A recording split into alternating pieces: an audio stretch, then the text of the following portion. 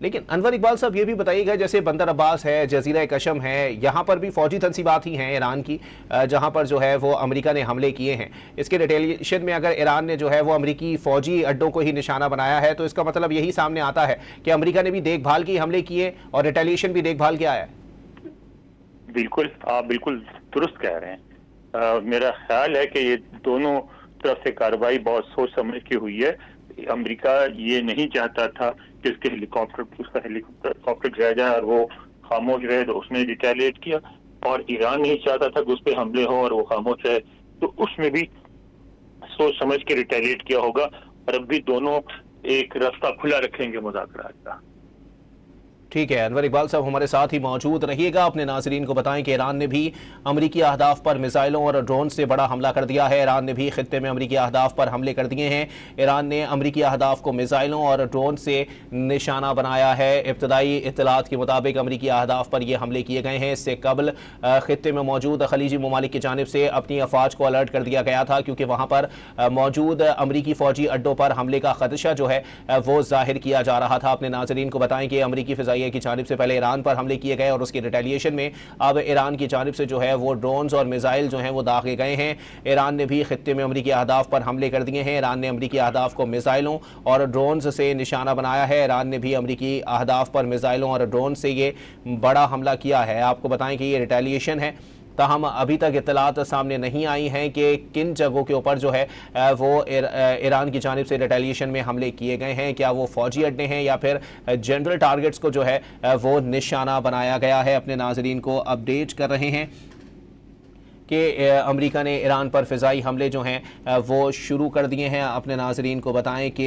अमरीकी central command की जानिब से सोशल मीडिया पर जारी करदा एक बयान के मुताबिक ये कहा गया था कि ये हमले अमरीकी सदर डोनाल्ड ट्रंप की बराह रास्त अहकामात पर मकामी वक्त के मुताबिक शाम 5 बजे जो है वो शुरू किए गए थे, और अब ईरान की जानिब से जो है वो रिटेलिएशन जारी है। ईरान ने भी खित्ते में मौजूद अमरीकी अहदाफ को मिसाइलों से निशाना बनाना शुरू कर दिया है। मिसाइल और ड्रोन्स जो हैं वो दागे जा रहे हैं। इससे कबल पासदारान इनकलाब की जानिब से ये स्टेटमेंट दिया गया था कि इन हमलों के जवाब में हम फैसला कुन जवाब देंगे, और वाज़ेह तौर पर उन्होंने कहा था कि ड्रोन्स लॉन्चर जो हैं उनको जो है वो हम एक्टिव कर रहे हैं। ताहम उसके बाद खित्ते में मौजूद खलीजी रियासतों की जानिब से अपनी अफवाज को जो है वो अलर्ट कर दिया गया था, क्योंकि वहाँ पर मौजूद अमरीकी फ़ौजी अड्डों को जो है वो निशाना बनाए जाने का खदशा था। ताहम उसके बाद अमरीका के हमलों के जवाब में ईरान ने वाज़ेह तौर पर अब रिटेलिएशन जो है वो शुरू कर दिया है। अपने नाज़रीन को वाज़ेह करते चलें कि इस हवाले से जो है वो अमेरिका की जानिब से भी यही कहा जा रहा है कि उन्होंने फ़ौजी अहदाफ को जो है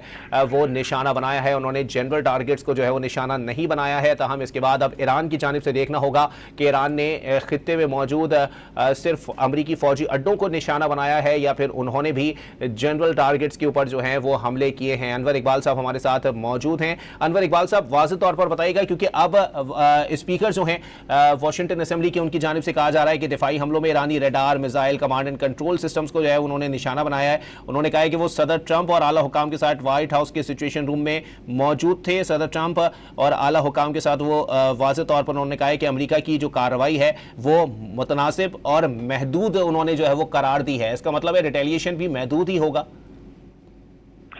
लगता यही है, मेरा ख्याल है ईरान ने भी यही किया होगा, दोनों ने यही किया होगा। लेकिन एक बड़ी अहम डेवलपमेंट है जो ये बात है कि हाउस के स्पीकर यानी ऐवान नुमाइंदगान के स्पीकर शरीक हुए व्हाइट हाउस की उस मीटिंग में, जिसमें उन्होंने हमले को ऑब्जर्व किया उनके सामने बैठ के। इसका मतलब है कि अब सदर ट्रंप जो है उन्होंने एक और बड़ा अहम डोमेस्टिक पॉलिटिक्स के लिहाज से बड़ा अहम कदम उठाया है कि कांग्रेस को शामिल कर लिया है इसमें।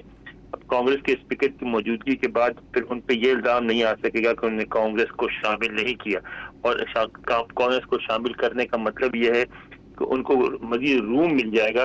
अब जाहिर है जब इस तरह हमला हुआ है, अमेरिकी हेलीकॉप्टर गिरा है, तो कांग्रेस ये नहीं कह सकेगी कि गलत किया उन्होंने, और तो वो कंडेम फिर भी करेंगे उनके मुखालिफ, लेकिन उस तरह उनके बाद में वो शिद्दत नहीं होगी।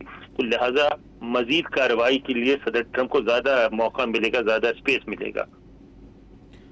تو یہ بھی بتائیے گا سر کہ واضح طور پر انور اقبال صاحب اگر دونوں ممالک کی بات کر لی جائے تو اسپیکرز جو ہیں وہ ایوان نمائندگان کے چاہے امریکہ کے اندر ہوں یا پھر ایرانی پارلیمنٹ کے اسپیکر ہوں، ان کا کردار سیاسی طور پر کافی مؤثر دکھائی دیا اس پورے سچویشن کے اندر، اور اب جو ہے وہ واضح طور پر یہ مائک جانسن جو ہیں وہ بھی منظر عام پر آئے ہیں۔ اس سے پہلے ایران کی طرف سے باقر کالباف صاحب جو ہیں وہ اس تمام تر صورتحال کو مانیٹر کر رہے تھے اور مذاکرات کی جو کمیٹی بنائی گئی تھی، جو ٹیم بنائی گئی تھی، اس کے سربراہ بھی تھے۔ آپ کو لگتا ہے سیاسی طور پر ہی معاملات کسی طور پر حل کرنے کی کوشش کی جا رہی ہے کہ جنگ جو ہے وہ کسی چیز کا مسئلہ ہے نہیں، اس لیے جو پارلیمنٹ کے اسپیکرز ہیں ان کو جو ہے وہ آن بورڈ رکھا جائے؟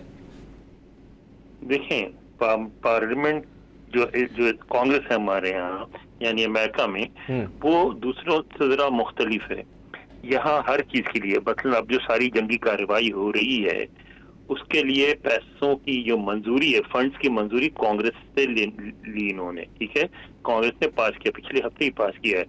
اس سے پہلے ایون جو ایمرجنسی فنڈز آتا ہے اس کے بھی ایک تو فوری ضرورت ہوتی ہے فوج کے روزانہ کام کے لیے، لیکن اور اس سے زیادہ جتنی بھی رقم چاہیے ہوتی ہر رقم کی، یعنی چھوٹے چھوٹے پروجیکٹس بھی ہوتے ہیں اس کی منظوری کانگریس دیتی ہے۔ لہٰذا امریکہ میں انوالو کرنا بڑا ضروری ہوتا ہے۔ اب تک صدر ٹرمپ نے اس کو اوائڈ کیا تھا کہ ان کے پاس ایک اختیار ہے 90 دن تک وہ کارروائی کر سکتے ہیں، لیکن وہ 90 دن کا عرصہ بھی گزر گیا ہے۔ تو اب انہوں نے جو کانگریس کے منظوری کے بغیر کارروائی کرنے کا تھا، اس دفعہ انہوں نے کانگریس کو انوالو کیا۔ یہ ایک لحاظ سے اچھی بات بھی ہے اور ایک خطرناک۔ انور اقبال صاحب سے ہمارا رابطہ منقطع ہو گیا ہے۔ ایک بار پھر اپنے ناظرین کو بتائیں کہ ایران کی جانب سے بھی اب امریکی اہداف پر جو ہیں وہ حملے شروع کر دیے گئے ہیں۔ وہیں دوسری جانب آپ کو بتائیں کہ ایرانی وزیر خارجہ عباس عراقچی صاحب کا بھی اسٹیٹمنٹ سامنے آیا ہے کہ انہوں نے کہا کہ میدان جنگ میں شکست کے باوجود امریکہ نے ہمارے عزم کو آزمانے کا فیصلہ کیا۔ طاقتور ایرانی افواج کسی بھی حملے یا خطرے کا جواب دیے بغیر نہیں رہیں گے۔ اگر آپ محفوظ رہنا چاہتے ہیں تو ہمارے خطے سے نکل جائیں۔ خلیج فارس کی تاریخ میں بیرونی مداخلت کرنے والوں کا انجام بھیانک ہوا ہے۔ اپنے ناظرین کو اپڈیٹ کر رہے ہیں کہ ایران کی جانب سے ریٹیلیشن کے بعد اب وزیر خارجہ عباس عراقچی کا اسٹیٹمنٹ سامنے آیا ہے۔ انہوں نے کہا ہے کہ میدان جنگ میں شکست کے باوجود امریکہ نے ہمارے عزم کو آزمانے کا فیصلہ کیا ہے۔ طاقتور ایرانی افواج کسی بھی حملے یا خطرے کا جواب دیے بغیر نہیں رہیں گے۔ اگر آپ محفوظ رہنا چاہتے ہیں تو ہمارے خطے سے نکل جائیں۔ خلیج فارس کی تاریخ میں بیرونی مداخلت کرنے والوں کا انجام بھیانک ہوا ہے۔